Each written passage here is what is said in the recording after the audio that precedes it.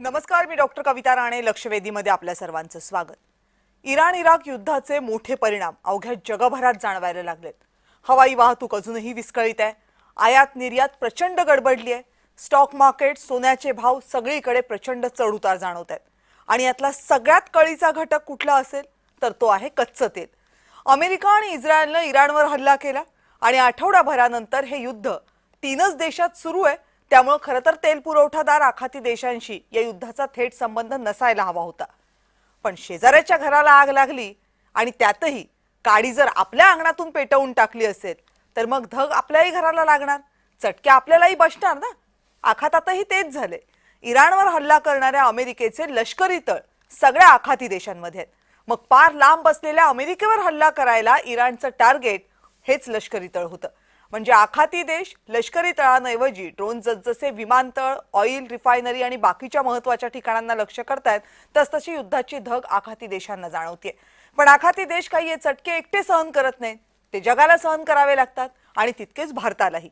या हल्ल्यांमुळे आखातातलं तेल उत्पादन कमी झाले आणि इराणनं होर्मुझच्या सामुद्रधुनीचा मार्ग बंद केल्यामुळे जे तेल तयार होतं तेही पोहोचत नाहीये. त्यामुळे भारताला तेल पुरवठा कमी होतोय. आता इतर देशांकडून तेल मिळेल ही गोष्ट खरी आहे, पण सध्याच्या परिस्थितीमध्ये ते सोपं नाहीये. त्यामुळे भारतानं देशांतर्गत पातळीवर खबरदारीचे उपाय योजायला सुरुवात केली आहे. पेट्रोल डिझेलचे दर जरा वाढले तर त्याचा परिणाम सर्वदूर असतो. त्यामुळे होता होईतो हे दर न वाढू देण्याचा प्रयत्न सरकार करेलच करेल, पण त्यात सरकार यशस्वी होऊ शकेल की नाही हे युद्ध आणखी किती काळ चालतंय यावर ठरणार आहे. आणि या सगळ्या मुद्द्यावर बोलण्यासाठी आपल्यासोबत आंतरराष्ट्रीय विषयाची जाणकार असणाऱ्या तज्ज्ञांचं पॅनल आहे. त्यामध्ये आहेत आंतरराष्ट्रीय विषयाचे अभ्यासक शांभवी थिटे. शांभवीजी नमस्कार, स्वागत आहे आपलं. नमस्कार. नमस्कार. सेवानिवृत्त major general colonel Anil Bam आपल्यासोबत आहेत. बाम सर नमस्कार. नमस्कार. आणि निवृत्त नौदल अधिकारी कॅप्टन हितेंद्र मुतालिक आपल्यासोबत आहेत. मुतालिक सर नमस्कार. नमस्कार.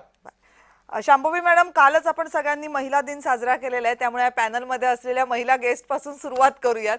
एकूण जी परिस्थिती आपण बघतोय गेल्या काही दिवसांपासून आपण सातत्याने या सगळ्या विषयांवर बोलतोय. अंदाज सगळेच जण व्यक्त करत होते की युद्ध जसजसं वाढेल किंवा जास्त काळ चालेल तसतसा तेलाच्या किमतींवर त्याचा परिणाम होईल. $100 पार जातील तेलाच्या किमती, हेही अंदाज होता. पण ते इतक्या लवकर होईल असं वाटलं नव्हतं, पण ते झालेलं आहे. आत्ताची जी परिस्थिती आहे या पॉइंट पासून पुढे आणखीन किती काळ हे चालू राहू शकतं असं तुम्हाला वाटतं आणि याचे परिणाम आणखीन किती लांबवर असतील? युद्ध किती काळ चालू राहू शकेल हे उत्तर देणं थोडं कठीण आहे. कारण ज्या पद्धतीने इराण सुद्धा अमेरिकेला रिटालिएट करतंय आणि ती पद्धत जी आहे ते कोणीही तेवढं एक्सपेक्टेड नव्हतं की इराण एवढ्या स्ट्रॉंगली पुढे येऊन अमेरिकेसोबत युद्ध लढेल. ही पहिली गोष्ट.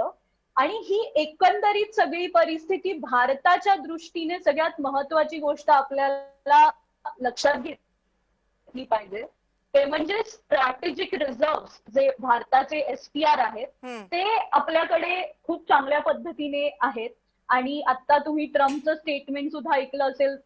कालच ट्रम्प म्हणाला होता की अमेरिकेने म्हणे भारताला रशियन क्रूड ऑइल घ्यायला परमिशन दिली. आता तो स्टेटमेंट ते किती इगोइस्टिक आहे तो भाग वेगळा, पण अमेरिकेला सुद्धा माहितीये की हे सगळं जे क्रायसिस आहे, हा सगळा जो मुद्दा आहे तो पुढे जाणार आहे आणि अमेरिकेला युरोपला तेल पोहोचवणं गरजेचं आहे.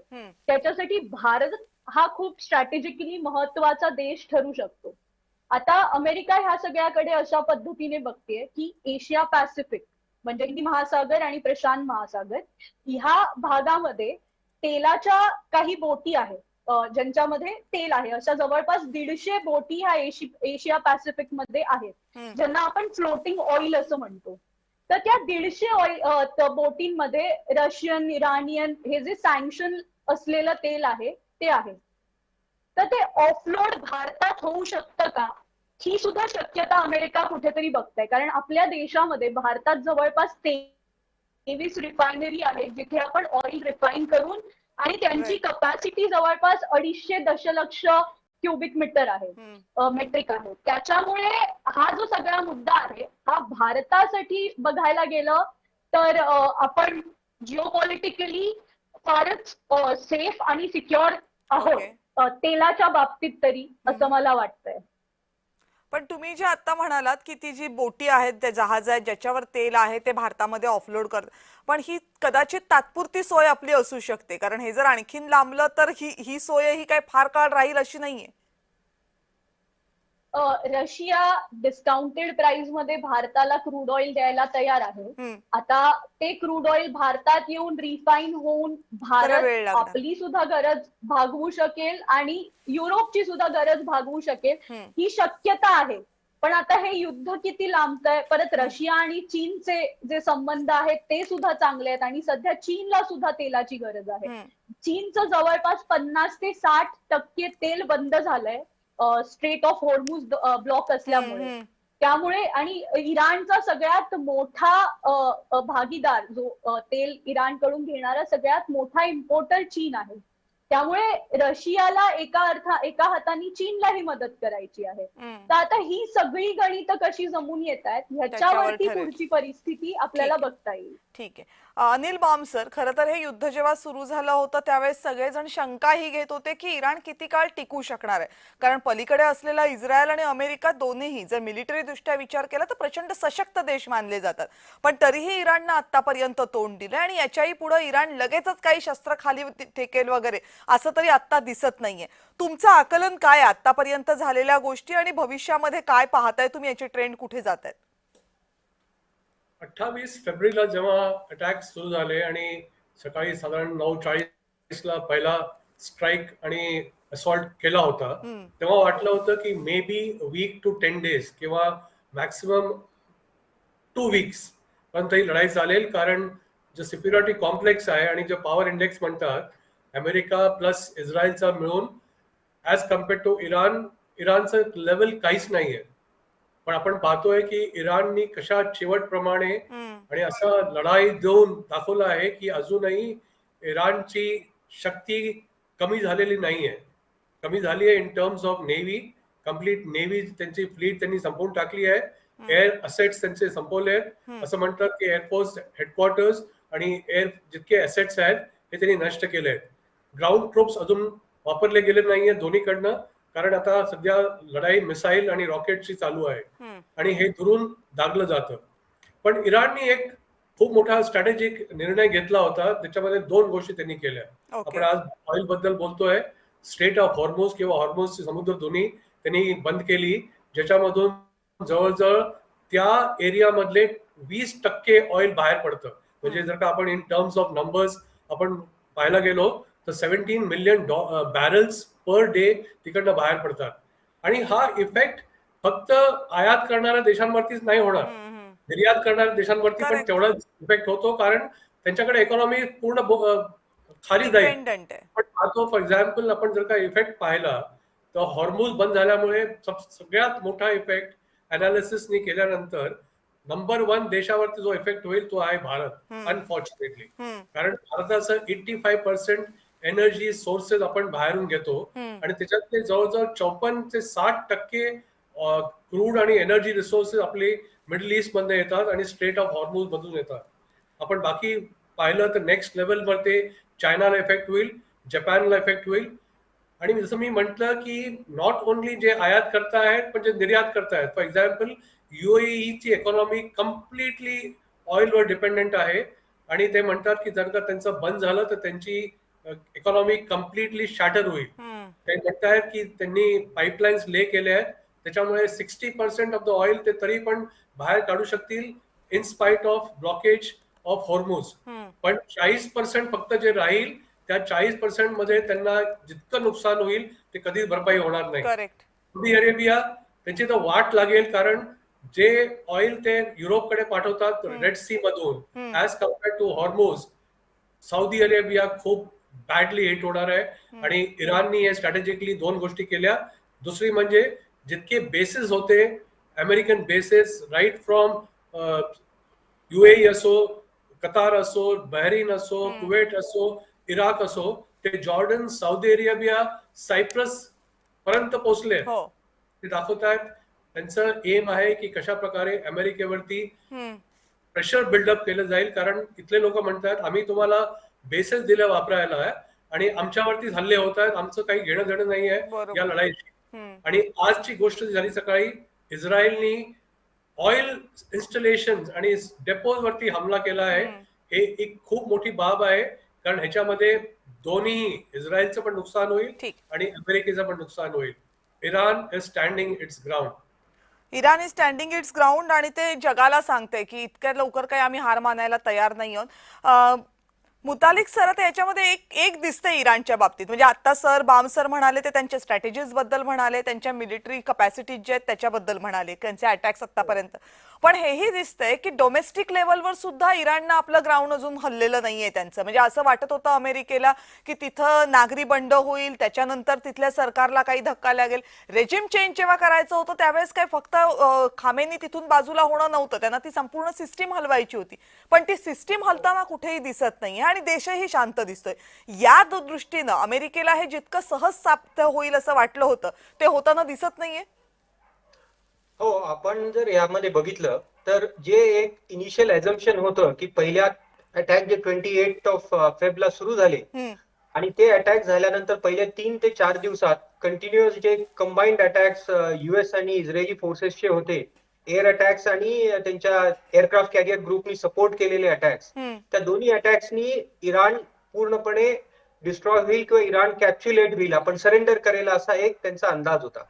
पण तो जेव्हा आपण इराणची जिओग्राफी बघतो, जिओ पॉलिटिकल स्ट्रेंथ, इराण हा मोठा देश आहे कम्पेअर टू बाकी जे गल्फ मधले कंट्रीज आहेत की आपण जेव्हा कुवेत, बहरीन, ओमान या सगळ्या कंट्रीच्या पेक्षा ह्याची जिओ पॉलिटिकल किंवा जिओग्राफी वाईज ह्याची स्पेस खूप मोठी आहे. आणि इराणनी या कंटिजन्सीसाठी म्हणजे या पर्टिक्युलर परिस्थिती येण्यासाठी जी प्लॅनिंग पूर्वीपासून केली ती, त्यामध्ये त्यांनी केलं होतं की त्यांची जी इन डेप्थ लढायची होती, त्यांनी जी नेव्ही ठेवली ती स्पेसिफिकली त्यांनी फक्त फास्ट अटॅक क्राफ्ट बोट्स ठेवल्या. त्या जवळजवळ 300 बोट्स त्यांनी त्यांच्या मॅन्युफॅक्चर करून त्या बोट्स इमिजिएट अटॅक करतील जेव्हा स्ट्रेट ऑफ होर्मुझ मध्ये जेव्हा आपण कुठलाही नेव्हल फोर्स एंटर केला तर त्याच्यावर ते अटॅक करू शकतील असा त्यांचा प्लॅन होता. दुसरं म्हणजे इराणची जिओग्राफी ही डेप्थ जी आहे ती त्यांच्या कोस्टलाईन नंतर त्यांच्या माउंटन रेंजेस चालू होतात. त्या माउंटन रेंजेस मध्ये तुम्ही कितीही एअर अटॅक केला तरी त्याच्यामध्ये त्यांचे जे बॅलिस्टिक मिसाईल लॉन्चर्स आहेत ते सगळे डीप मध्ये आहेत आणि तिथनं ते कंटिन्युअस अटॅक करू शकतात.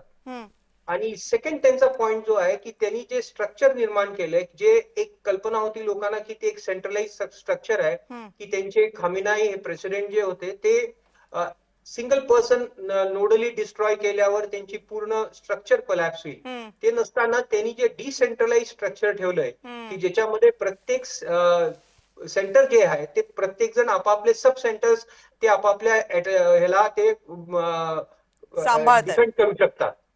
आणि त्यामुळं स्ट्रेट ऑफ होर्मुझ आता जे क्लोज झालेलं आहे की आता म्हणजे जेव्हा जनरल बामसर म्हणाले किंवा शांभवी मॅडम म्हणाल्या त्यामध्ये आपल्याला दिसतं की स्ट्रेट ऑफ होर्मुझ क्लोज हे मोर दॅन वॉर म्हणण्यापेक्षा त्याच्यामध्ये कमर्शियल इंटरेस्ट जे आहेत आणि इन्शुअर्ड जे ट्रॅफिक असतं, कारण एवढ्या जे 17 to 20 million barrels of oil which flows through straight of Hormuz, त्याच्यामधनं जेव्हा येतं त्याला सपोर्ट करायला त्याच्या मागं बॅकअप इन्शुरन्स कंपनीज असतात ज्या लंडन बेस्ड आहेत.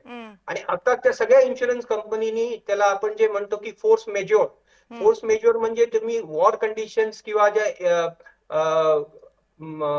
आग किंवा अर्थक्वेक ह्या मेजर कंटिंजन्सीसाठी असतं ते त्यांनी डिक्लेअर केल्यामुळं त्यांना सपोर्ट नाहीये. त्यामुळे कुठलीही कमर्शियल कंपनी त्या मोठ्या ज्या कंटेनर्स आहेत, large carrier containers, LCC very large containers, ह्या सगळ्यांची ट्रॅफिक आता हे झाली.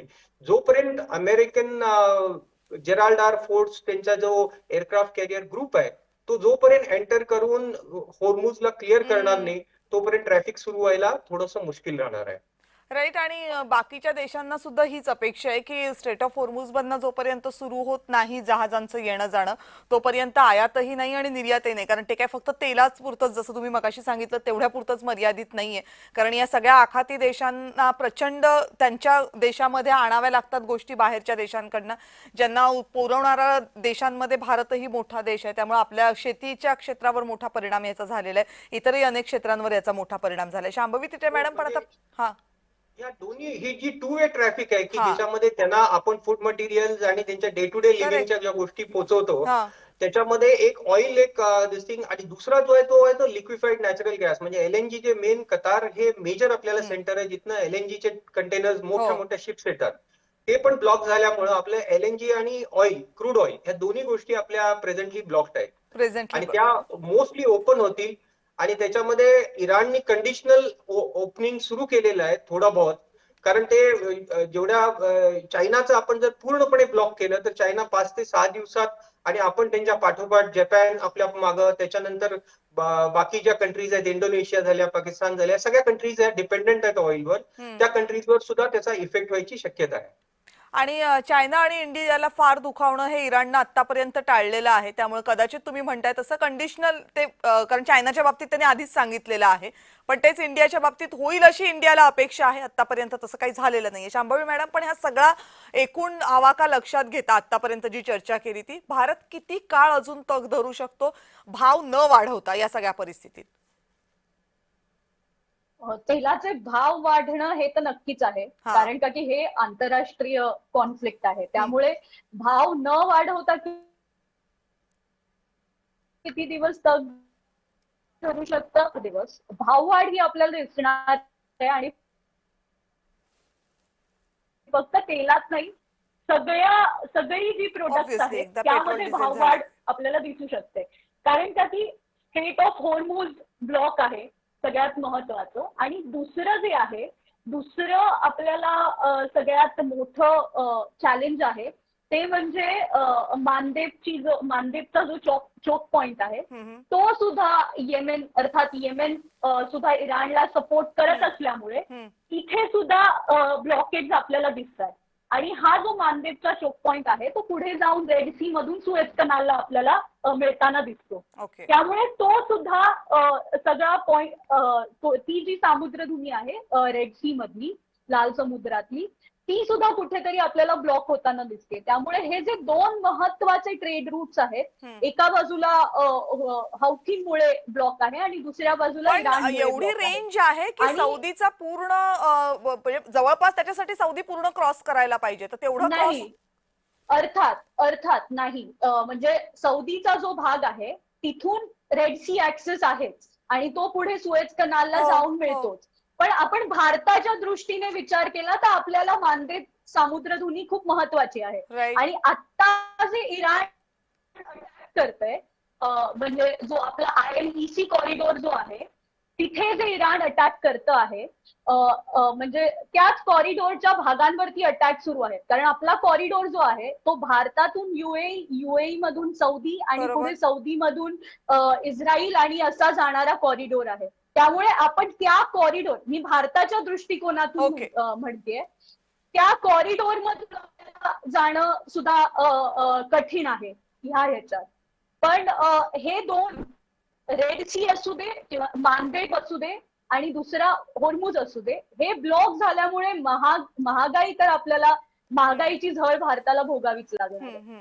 ठीक आहे बाम सर आता सगळ्या सर्वसामान्य माणसाला हा प्रश्न पडतो की मग एवढं तेल जर तिकडनं आणायचं असेल तर काय कायम फक्त आपण जहाजांवरच आणणार आहोत का दुसरा काही मार्ग नाहीये का अर्थात हा प्रश्न काही आत्ता आलेला नाहीये कारण आखाताने अशा प्रकारचे युद्धाचे प्रसंग आधी पाहिलेले आहेत आणि त्याच्यातूनच पाईपलाईनचा मार्ग आला होता की किमान कतारपर्यंत आणायची खाली ओमानपर्यंत आणायची आणि मग तिथून बाहेर काढायचं तेल म्हणून तो मार्ग का सक्सेसफुल ठरत नाहीये आता किंवा तो ठरतोय पण कमी प्रमाणात आहे का काय आहे त्याची परिस्थिती आयडियल आहे की जेव्हा आपल्याला एनर्जी रिसोर्सेस आपल्याला इम्पोर्ट करायच्या किंवा आयात करायच्या आहेत हे मल्टिपल सिस्टम असले पाहिजे आपल्याकडे आयात करायला म्हणजे सी रूट्स आहेत एअरलँड रूट्स आहेत पाईपलाईन्स आहेत पण पाईपलाईन्स कुठून येणार जेव्हा आपल्याला जितके देश मध्ये आहेत ते आपल्याला सपोर्टिंग असतील फॉर एक्झाम्पल जर का आपल्याला इराणमधून भारतामध्ये पाईपलाईन आणायची आहे तर असे देश मध्ये आहेत ज्यांच्यावरती भरोसा करता येत नाही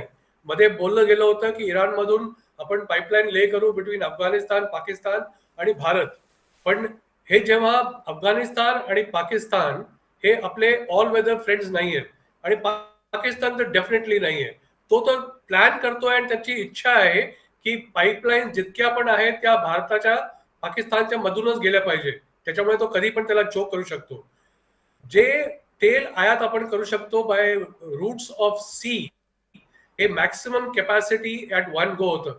बाय एअर असो किंवा बाय लँड असो, ज्याच्यामध्ये कनेक्टिव्हिटी आहे बिटवीन लँड आणि connectivity between forces or countries, जिथे फेवरेबल कंडिशन्स आहेत आपल्याला मुवमेंट करायला, आपल्याला घेता येतं. फॉर एक्झाम्पल, जसा तुम्ही प्रश्न विचारलात की काय कसं इफेक्ट होणार, भारताचं personal interest, national interest is supreme. आपण पाहिलं पाहिजे की आपल्याला कुठून काय मिळू शकतं. आपण पाहतो आपलं बेसिक तिथे डिपेंडन्सी 60% मिडल ईस्ट कडे आहे. तर जसं आता आपण बोललो, जर का सौदी अरेबियाच्या वेस्ट मधून, रेड सी मधून बाहेर काढून ऑइल आपल्याकडे सप्लाय झालं साऊथ ऑफ हॉर्मुझ, तर आपल्याला त्याचा फायदा होईल. आपण रशियाकडनं ऑइल इनपुट करतो, क्रूड घेतो, रिफाईन करतो आणि पुष्कळदा म्हटलं जातं की आपण युरोपला त्याचं रिफाईंड ऑइल सप्लाय करतो. ते refined oil definitely Red Sea मधूनच वरती जातं. कारण जेव्हा सौदी अरेबिया युरोपमध्ये बेसिकली फ्रान्स, युके आणि इटलीला ऑइल सप्लाय करतं, ते रेड सी मधूनच जातं. तर जेव्हा कंडिशन्स कंड्युसिव्ह असतील आणि फ्रेंडली नेबरहुड असेल, तेव्हाच आपण ऑइल इनपुट करू शकतो by ways of land movement. म्हणजे ते अंडर सी पाईपलाईन असो का ओव्हर लँड पाईपलाईन असो, भारताला जितके जरुरी इनपुट्स आहेत आणि आयात करायचं सिस्टम असेल ते आपल्याला वापरलं पाहिजे. तेव्हाच कुठे जे इफेक्ट होऊ शकतात बिकॉज जे मार्ग आहेत ते आपल्याला वापरता येतील. ठीक आहे, वेळ कमी आहे माझ्याकडे. मुतालिक सरांकडे गेलं पाहिजे. मुतालिक सर, जो प्रश्न कदाचित पूर्णतः एक्सप्लोअर झालेला नाहीये तो असा आहे की ओमान, म्हणजे स्ट्रेट ऑफ हॉर्मुझ जर अडकलेलं असेल, हॉर्मुझची सामुद्रधुनी जर अडकलेली असेल, तर त्याच्यासाठीचा जो मार्ग आहे की त्याच्या खाली जे देश आहेत तिथपर्यंत जर आणलं तर तिथून भारत, चीन किंवा हे बाकीचे देश आहेत त्यांच्यापर्यंतचा पुरवठा होऊ शकेल. पण आखाती देशांना ते का करता येत नाहीये? आपण पूर्णपणे त्या सगळ्या देशांचे जे हॉर्मुझच्या खाडीच्या वरच्या बाजूला आहेत त्या देशांच्या पोर्ट्सवरच का अवलंबून आहोत?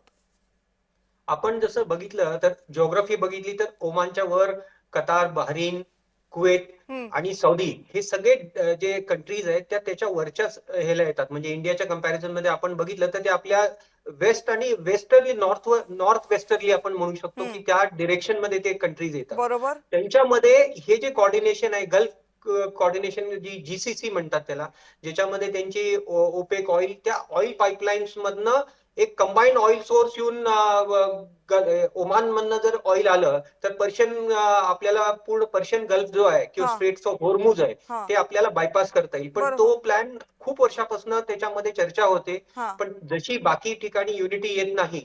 प्रत्येक या कंट्रीज, ह्या कॉम्पिटेटिव्ह कंट्रीज आहेत. आपल्याला जसा एक समज आहे की कतार झालं, बहरीन झालं किंवा कुवेत झालं. आता कुवेत आणि इराकमध्ये जे वॉर झालं किंवा इराण आणि इराक मधले जे वॉर्स आहेत, हे प्रिव्हियस वॉर्स, हे सगळे त्यांच्यामध्ये कमर्शियल इंटरेस्ट पण त्याच्यामध्येच दडलेले असतात, इव्हन इन्क्लुडिंग सौदी. आता जे जनरल बामसर म्हणाले की आपण दोन्ही साईडला, जे इराणनी कसं केलंय की लेबननमध्ये त्यांचे हिजबुल्ला आहे आणि येमेन जे रेड सीला ओपनिंग जातं बाबेल मांडेपला, त्या बाबेल मांडेपच्या ह्याच्यावर येमेनमध्ये हुतीज म्हणून त्यांचे रिबेल फोर्स आहेत किंवा तिथली जे रिबेल, इराणियन रिबेल, सपोर्टेड रिबेल्स आहेत, त्यांनी तो रेड सी ब्लॉक केलाय. तसंच स्ट्रेट ऑफ हॉर्मुझ म्हणजे इंडियन ओशन किंवा अरेबियन सी मध्ये ऑइल यायला, जोपर्यंत ओपन अरेबियन सी मध्ये ऑइल येत नाही तोपर्यंत त्याची ट्रान्सपोर्ट होऊन ते चायनाला जायला स्ट्रेट्स ऑफ मलाकामध्ये जायला लागणार, जे वाया अंदमान निकोबारला क्रॉस करून इंडोनेशियाच्या वाया जातं. सिमिलरली आपल्या इथं जेव्हा इंडियामध्ये ऑइल यायला पाहिजे तर त्याच्यामध्ये आपण आता जे एक त्यासाठी जी कंटिन्जन्सी आता आपण जी रिसेंटली सुरू केली आहे, रिसेंटली म्हणजे त्याला तरी 4-5 वर्षे, की आपला स्ट्रॅटेजिक रिझर्व्ह ऑइलचा हा एक पर्टिक्युलर लेवलच्या वर ठेवायसाठी आणि ती मोर दॅन 21 डेज, 35 डेज, त्याच्यासाठी ज्या वेगळ्या वेगळ्या इन्फ्रास्ट्रक्चर पाहिजे त्याच्यावर ऑलरेडी गव्हर्नमेंट कडनं काम चालू आहे. बट ते यायला एक त्याच्यावर वेळ लागणार आहे, ते इमिजिएटली होणार नाही. आणि स्पेशली आपण 57 डेजचा आहे ना की त्याच्यापेक्षा कमी आहे? त्याच्यापेक्षा कमी आहे आता. कारण आता आपण जे टोटल नंबर ऑफ डेज असतं त्याच्यामध्ये ऑइल कंटिन्युअस, कारण ऑइल हे असं जसं आपण पेट्रोल पंप मध्ये येत असतं आणि जात असतं, ज्याच्यात इनपुट आणि आउटपुट किती, आता पर्टिक्युलरली समर्स मध्ये आपलं कन्झम्पशन सगळ्याच गोष्टीचं जेव्हा इलेक्ट्रिसिटीचं वाढतं तर त्याच्या ऑइलवर डिपेंडेंट त्या सगळ्या फॅक्टर्स आहेत, त्याच्यामुळे वाढत जाणार आहे. आता या पर्टिक्युलर केसमध्ये हे वॉर मला वाटतं की आता हळूहळू एक थोडं सेन्स ऑफ कामनेस किंवा सेन्स ऑफ बॅलन्स हा थोड्या दिवसांनी प्रिव्हेल होईल. हा. कारण शेवटी चायना, रशिया जसं इराणला सपोर्ट करणारे आणि अगेन्स्ट असणारे कंट्रीज आहेत, आणि मधले मिडल कंट्रीज लाईक इंडिया, ज्या दोन्ही साईडला आपण बॅलन्स मध्ये अजून आहोत. We are never sided with any of No, them openly. you're right. आणि आपण एक पर्टिक्युलर स्ट्रॅटेजिक जे बॅलन्स म्हणतो तो आपण मेंटेन केलेला आहे. कारण आंतरराष्ट्रीय परिस्थिती आहे म्हणजे 8 दिवसांपेक्षा जास्त काळ होऊन गेलेला आहे आणि 3 देशांच्या व्यतिरिक्त कुणीही थेटपणे या युद्धामध्ये अजून उतरलेलं नाहीये. ही समाधानाची खरं तर बाब आहे, फक्त भारतासाठी नाही, अवघ्या जगासाठी. जशी भारतासाठी या युद्धामध्ये भूमिका घेणं म्हणजे आपण कुणाच्या बाजूने आहोत हे सांगणं खूप सोपं नसतं आणि ते भारताने आतापर्यंत मेंटेन केलेलं आहे. आम्ही कुणाचीही बाजू आतापर्यंत घेतलेली नाहीये आणि जागतिक स्तरावर बऱ्याचशा देशांनी तेच केलेलं आहे. कारण सगळ्यांसाठी आपापले इकॉनॉमिक इंटरेस्ट हे प्रचंड महत्त्वाचे आहेत, आपापले लोक प्रचंड महत्त्वाचे आहेत, आपापल्या देशातलं स्थैर्य प्रचंड महत्त्वाचं आहे. त्यामुळे हा कॉन्फ्लिक्ट जितक्या लवकर थांबेल तितक्या लवकर सगळ्या देशांसाठी ते बरंच असणार आहे. अर्थात हे सगळं काही एखाद दुसऱ्या देशाच्या हातामध्येच असेल असंही नाहीये.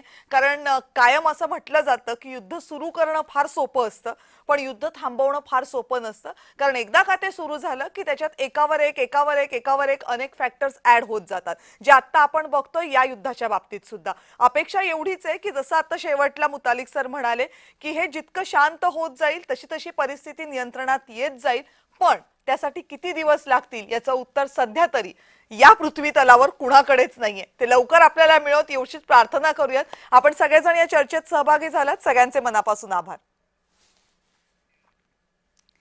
आणि या विशेष चर्चेमध्ये वेळ झाले इथेच थांबण्याची. पाहत रहा जय महाराष्ट्र.